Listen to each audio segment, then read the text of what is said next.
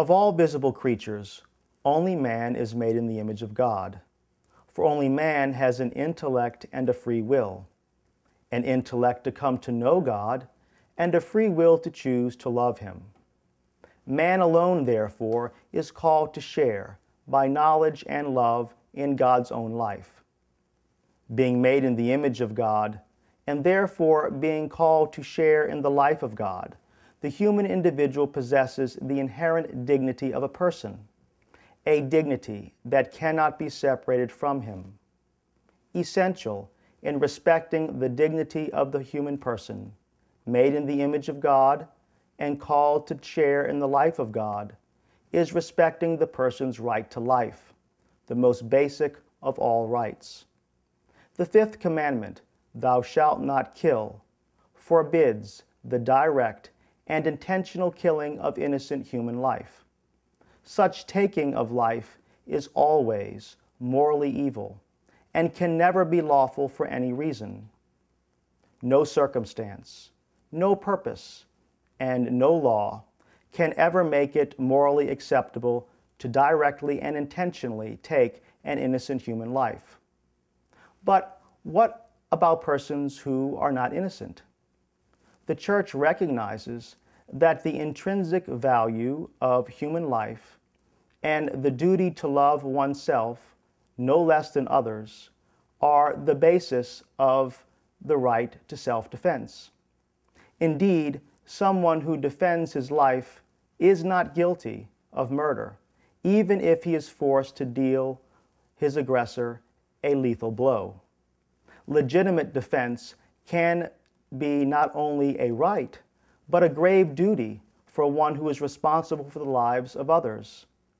The defense of the common good requires that unjust aggressors be rendered unable to cause harm.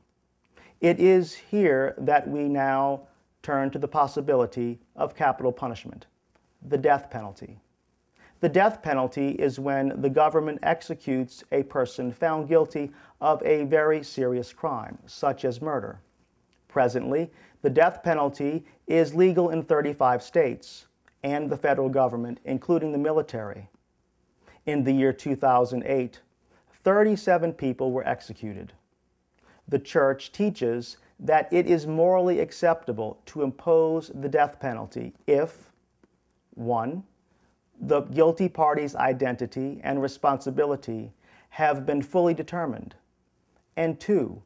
If this is the only possible way of effectively defending human lives against an unjust aggressor, such as a person who has murdered someone else.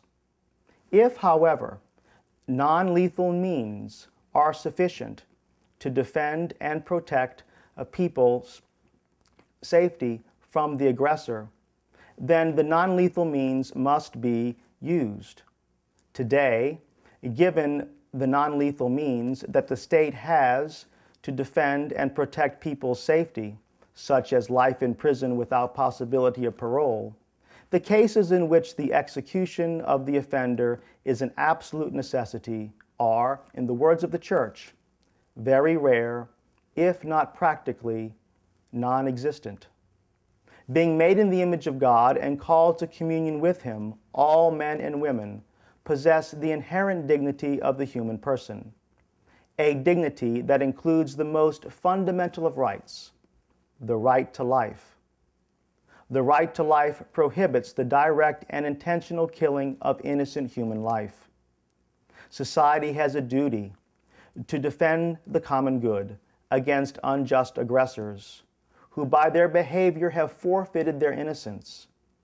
In this regard, society may impose the ultimate penalty, the death penalty, if the guilty party's identity and responsibility have been fully determined, and if this is the only possible way of effectively defending human lives against an unjust aggressor.